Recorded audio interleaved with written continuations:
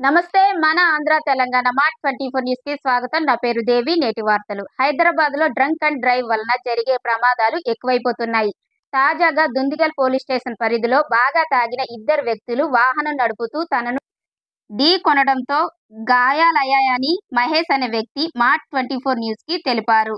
ఈ ప్రమాదంపై కంప్లైంట్ ఇవ్వడానికి వెళ్తే దుందిగల్ పోలీస్ స్టేషన్ వారు సుమారు గంటన్నర సేపు స్టేషన్లో కూర్చోబెట్టుకొని తనను ప్రమాదానికి గురి చేసిన వారిని పిలవకుండా, తన కంప్లైంట్ లెటర్ తీసుకోకుండా, ఎలాంటి ప్రాథమిక విచారణ చేయకుండా తనదే తప్పని తెలపాలని ఆవేదన వ్యక్తం చేశాడు. ఈ విషయంపై బాధితుడు మహేష్తో రిపోర్టర్ చిన్న ఫేస్ టు ఫేస్. అందరికీ నమస్కారం. మార్ట్ న్యూస్ ఛానల్కి స్వాగతం. సామాన్యుడు మొదట అడుగుపెట్టే స్థలం, ఏదన్నా సమస్య వస్తే మొదట అడుగుపెట్టే స్థలము, ఆ స్థలంలో మన పోలీస్ స్టేషన్ ఎదుర్కొంటున్నాము. చిన్న చిన్న కేసుల్ని ఈ మధ్యకాలంలో ఫ్రెండ్లీ పోలీస్ అంటున్నారు, కానీ చిన్న చిన్న కేసులను కూడా పట్టించుకునే పరిస్థితులు ఉన్నది. అలాగే మన మార్ట్ న్యూస్ని మన ఎస్ మహేష్ గారు మార్ట్ న్యూస్ని ఆశ్రయించడం జరిగింది. అయిన మాటల్లోనే మన పోలీస్ స్టేషన్లో ఏం జరిగింది, అసలు ఆ యాక్సిడెంట్ ఏదో జరిగింది, ఆ యాక్సిడెంట్ సంబంధించి కంప్లైంట్ ఏ విధంగా తీసుకున్నారు, ఎట్లా రెస్పాండ్ అయ్యారు, పోలీసు వారి వైఖరి ఏ విధంగా ఉంది, తర్వాత ఫ్రెండ్లీ పోలీస్ అన్నది ఎంతవరకు న్యాయం చేశారన్నది మహేష్ గారు మాటలు విందాము. నా పేరు ఎస్ మహేష్ అండి. నేను పోతారం కొంచెం పని మీద పోతున్నాను. నేను పోతుంటే గైలపూర్ వైన్స్ కాడ ఫుల్ తాగేసి బుల్లెట్ బండి మీద ఇద్దరు వ్యక్తులు వస్తుంటే నేను మామూలుగా 20-25 స్పీడ్ ఉన్నా. వాళ్ళు ఫుల్లో కంట్రోల్ కాకుండా తాగి బైకు వస్తున్నదని నేను అబ్జర్వ్ చేసుకుంటా హారన్ కొట్టుకుంటా వస్తూనే ఉన్నా. మామూలుగానే వస్తూనే ఉన్నా. నా బైక్ బి బుల్లెటే, అతని బైక్ బి బుల్లెటే. కళ్ళు మూసుకుంటే తెచ్చుకుంటా ఆ వైన్స్ కాడికేరి నేను రోడ్ కాంటా ఇక్కడ వైన్స్కి ఆపోజిట్ కాంటా ఉంటుంది. ఆ రోడ్ దిగినాక బి అట్లనే స్టేట్లు వస్తున్నారు. అదే ప్లేస్లో ఏదో లారో ఏదో అన్న ఉండుంటే స్పాట్ డెడ్ అవుతుండే. ఆ ప్లేస్లో నేను బ్రేక్ కొట్టినా కానీ వాళ్ళు ముంగడికి వస్తూనే ఉన్నారు. వచ్చేసి దన్మని నన్ను గుద్దేసినాక నా బైకు నా మీద పడ్డది, వాళ్ళ బైకు నా మీద పడ్డది. వాళ్ళు ఇద్దరు కలిసి ఆ బండి మీద పడ్డారు. మొత్తం ఫుల్ లోడ్ అయిపోయి ఈ పక్కన నాకు ట్యాంక్ అనేది ఇక్కడ ఒత్తుకుపోయింది బొక్క మీద.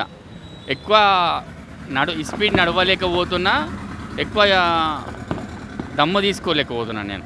ఇప్పటికైనా సరే చాలా నొప్పి ఉన్నాయి. టాబ్లెట్ వేసుకుంటే కవర్ ఉన్నది, టాబ్లెట్ వేసుకోకపోతే పెయిన్ వస్తుంది. యాక్చువల్లీ నేనేం చేసినా సరే అని ఏదైనా చెట్టుకి నీడ తీసుకొని కడుపు నొస్తుంది కదా అని పడుకున్నా. ఒక 1 అవర్ అట్లా పడుకున్నాక తర్వాత ఇట్లయితే కాదు పని అని ఫస్ట్ 100 కాల్ చేసిన.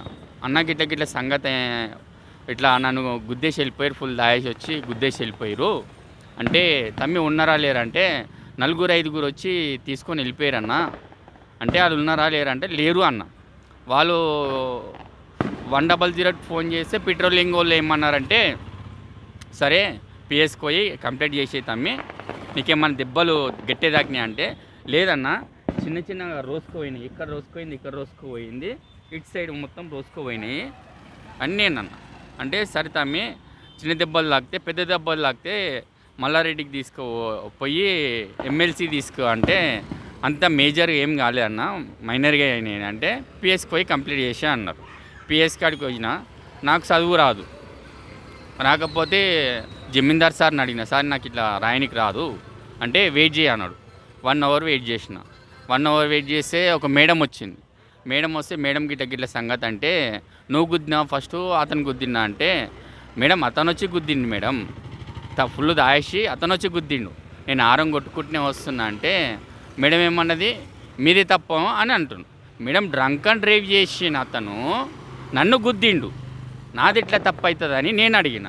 అంటే మీరు కిందికి వెళ్ళండి, మీరు కిందికి వెళ్ళినాక కిందికి సార్కు ఫోన్ చేసి చెప్పింది గిట్ల సంగతి, సార్ నా తప్పు లేదాడ, తాగినది వాళ్ళు, వచ్చి గుద్దింది వాళ్ళు, నాది ఎట్లా తప్పు అవుతుంది, నా దెబ్బలు చూడండి, నన్ను చూడండి, నేను తాగిన, నాకు తాగుడు అలవాట్లేదు, నేను ఎంత తాగుతా, వాళ్ళు తాగి వచ్చినా నాకు గుద్దేసి వెళ్ళిపోయారు.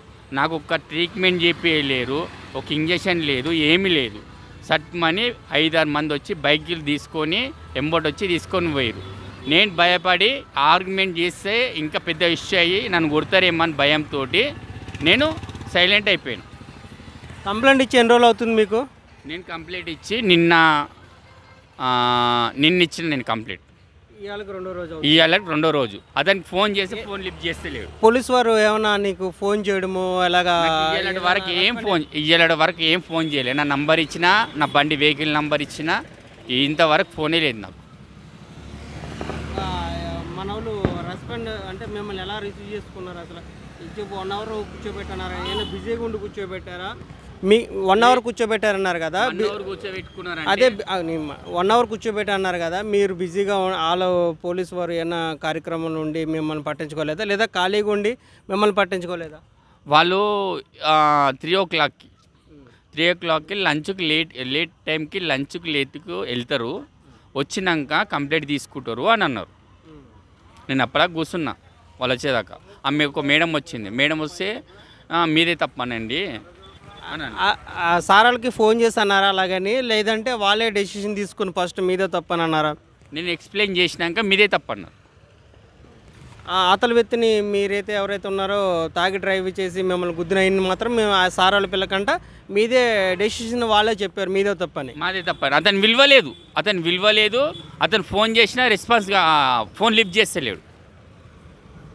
అది సరేండి. అయితే మీకు ఇంజెక్షన్స్ కానీ ఏది కానీ చేయించలేదు, వాళ్ళ తరపు నుంచి కూడా మీకు ఎటువంటి రెస్పాన్స్ కూడా లేదని మీరు క్లారిటీగా చెప్తున్నారు. పోలీసు వారు ఇప్పటివరకు క్లారిటీ లేదు నాకు. లాస్ట్గా మీకు ఏ విధమైన న్యాయం కావాలని కోరుకున్నారు పోలీస్ స్టేషన్ నుంచి? ఇప్పుడు పోలీస్ స్టేషన్ నుంచి నేను ఏం కోరుకోవట్లేనండి. ఇప్పుడు నాకు డ్యామేజ్ అయింది, బైకుకి డ్యామేజ్ అయింది. నేను ట్రీట్మెంట్ చేయించుకున్నాను, ఆల్రెడీ టాబ్లెట్స్ వాడుతున్నాను. ఇంట్లో పోయి ఉన్నాయి టాబ్లెట్స్. ఇప్పటికీ టాబ్లెట్స్ వేసుకుంటేనే పెయిన్ పోతుంది. ఇక్కడ టాబ్లెట్స్ వేసుకోకపోతే పెయిన్ పోతలేదు. ఇంకొకటి ఏంటంటే నా బైకు డ్యామేజ్ అయింది, మొత్తం చైన్ ప్యాకెట్స్ మొత్తం పోయింది. అది షోరూంలో చూపెడితే నాకు 10,000 దాకా అవుతుంది అంటుంది. మరి నాకు ఏ విధంగా సహాయం చేస్తారు పోలీస్ వాళ్ళు?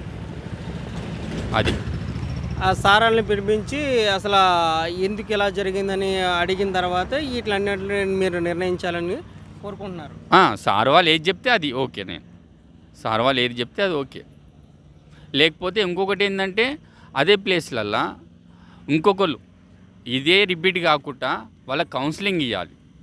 మనం ఇప్పుడు రోడ్ల మీద ఎంతోమంది తాగి ఎంతోమంది చనిపోతున్నారు, మనం చూస్తూనే ఉన్నాం రెగ్యులర్గా.